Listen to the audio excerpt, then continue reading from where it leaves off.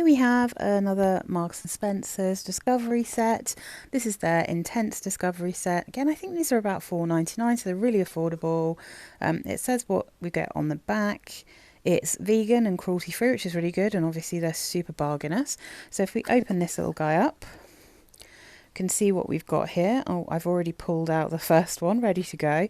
So let's have a look at these. Unlike the other set that I have, it doesn't have the notes in, which is a bit of a shame, because I think Fragrantica doesn't have like a very in-depth note breakdown of these. But let's see. So we've got the first one, which is Mandarin and Ylang Ylang. So this is the one I was really excited about because I like Mandarin a lot and I really like Ylang Ylang. And I thought it sounded like it was going to be a beautiful freshie. I guess you could argue in a way that it is, but honestly, it's almost invisible to me, and I think it's soapy, and it's a shame because when you first spray this, according to the notes, it's got mandarin orange in the top, ylang ylang and jasmine in the mid, and then the base notes are musk. So you spray it, you get a little bit of a juicy mandarin, but it's quite sharp, and I think one of the joys of mandarin is they tend to be a little bit sweeter than kind of oranges. So I was hoping it would be a little bit more sugary in a way. And then you get a hint of a lovely ylang ylang, like a sheer, beautiful, summery, watery ylang ylang. And it's so faint though, you can barely smell it. And then almost immediately, that smell disappears. Then there's sort of nothing for a while. And then what comes through really, and what the dry down is an incredibly faint, musky jasmine. And I think that's a real bummer because, like, I mean, don't call it mandarin or ylang ylang if the dry down is a jasmine musk. Just call it jasmine musk. So yeah, this is the most disappointing because it's the one I was interested in, and I think it's got a sharpness, it's a little bit screechy, it's a bit soapy. It's just not what this could have been. It's a real shame. Yeah, that's I don't like this one. I liked all of the kind of travel destination set that they had. They weren't necessarily for me, but I thought they were quite good, whereas I would not recommend Mandarin and Ylang. I think that's not good. So next up we have Nectar and Passion Fruit. According to Fragrantica, this is mandarin orange in the top, again, mid notes of passion fruit and rose, and base notes of amber. So let's take a little sniff. I've got it on a tester strip. This smells like aroma chemicals to me. I just think it's nasty. I really don't like this. It has a bitter, tarry, screechy smell about it. I think it's really unpleasant. When I first sprayed it out, I didn't really get much of what they were going for. It was kind of fruity, but it was quite sharp. It's just not good. Really not good. As soon as they put intense on perfumes, I tend to feel like what you get is an intense dose of like some kind of aroma chemical, and sometimes they're the ones that feel headachy to me, sometimes they're the ones that smell like tar, and this one has a bit of both. So not loving Nectar and Passion Fruit. I think that one's quite nasty. So the next one on the list is Orange Blossom and Amber. Let's pull this bad boy out. So Orange Blossom and Amber, let's have a look. This one smells a little bit poisonous to me as well. So this is top notes of Orange Blossom, mid notes of Jasmine and Ylang Ylang, base notes of Amber. I can sense the amber, I get a little bit of the florals. But again, it's kind of just... It just smells like aroma chemicals again. It's just not very natural smelling. It's not very nice. It's nothing special. Yeah. I mean, I have to say, so far this collection is a genuine disappointment. Red berries and rose. Let's try this one. Come on. Let's find one that doesn't just smell like aroma chemicals, can we? So, red berries and rose. Let's have a look. What does it say for this? Red berries in the top, rose in the mid, vanilla and amber in the base. This one. No, this still smells poisonous. It has a touch of tar and it's got a lot of that headachy, screechy, sharp, eye-piercing scent as well. I can sense there's a bit of a rosy, fruity smell. I definitely get the amber again. I think you could have called this amber and rose.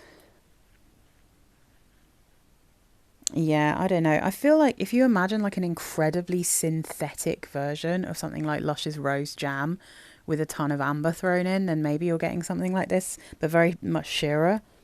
It's just nasty. It's real nasty. Oh dear, guys, this is not as positive as the last M&S one I did, is it? My goodness. I'm going to have to link to that one so you can see I'm not being a snob here, because I thought the other ones were good. Even if they weren't for me, I thought they were good. So next up we have Gardenia and Vanilla. So the notes listed for this one are grapefruit in the top, gardenia in the mid, vanilla and sandalwood in the base.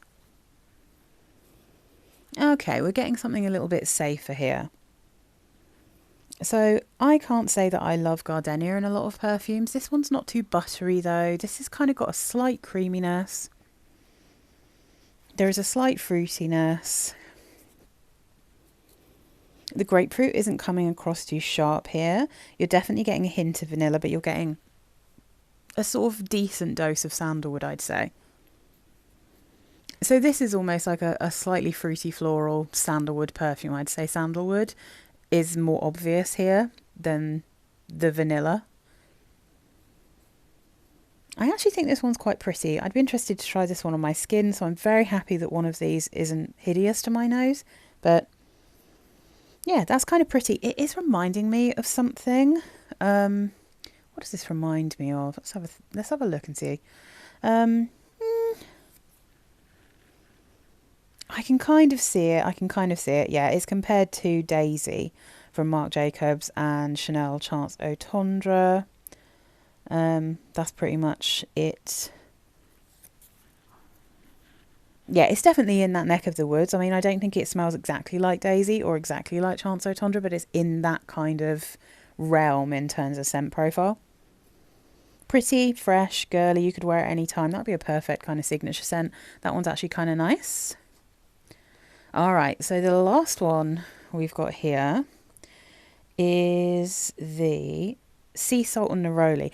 Now, I've already smelt this one because I went to smell it in store because someone said that this was a good dupe for Wood Sage and Sea Salt by Jo Malone. And I don't agree with that, because I think this has too much neroli in it to smell like Wood Sage and Sea Salt, which definitely doesn't smell like neroli. The other thing that this has that Wood Sage and Sea Salt certainly does not have is that tarry aroma chemical. So this again, I don't like this one at all. This is notes of sea salt and mandarin orange, mid notes of neroli and base notes of musk, and I'm just not digging this. No, I mean, I understand it's in that kind of realm. But again, I would say if you're looking for something that gives you the feel of something like Wood Sage and Sea Salt, I personally wouldn't go for this one. I wouldn't go for Sea Salt and Neroli. I would go for, from this collection, I'd go for Coastal Breeze. So this is one of the Marks and Spencer's perfumes. This one does smell like a nice kind of, well, literally like a coastal breeze. It doesn't smell like a cold British beach so much. This one's more like just a regular, kind of slightly warmer beach maybe. But Coastal Breeze smells nice and natural, gives you the same kind of feel as a Jo Malone. Sea Salt and Neroli, it smells way chemically, and that is not something that you get with Wood Sage and Sea Salt. So I really don't like this one. In fact, the only one I'd recommend from this collection is the Gardenia and Vanilla. I think that the Gardenia and Vanilla is like a really nice perfume. But I would not wear any of these, and I wouldn't recommend any of the other ones. So yeah, literally Gardenia and Vanilla is the only one that I would recommend. What I would recommend instead is getting one of these guys from this regular discovery set of their kind of their destination perfumes. Citrus Soleil is the one that I actually have. That smells a little bit like a fresh version of Love Don't Be Shy. And then, like I said, Coastal Breeze has like a kind of salty sea feel. Under the Palms smells like one of the classic suntan lotion-y perfumes, so if you like that kind of thing.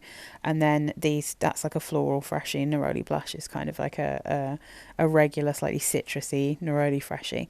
So yeah, Discover Intense, not good. So I'll link up to my other one of Marks and Spencer's, because frankly, this is a disaster for me. So that one will be going out of my collection. So yeah, not for me.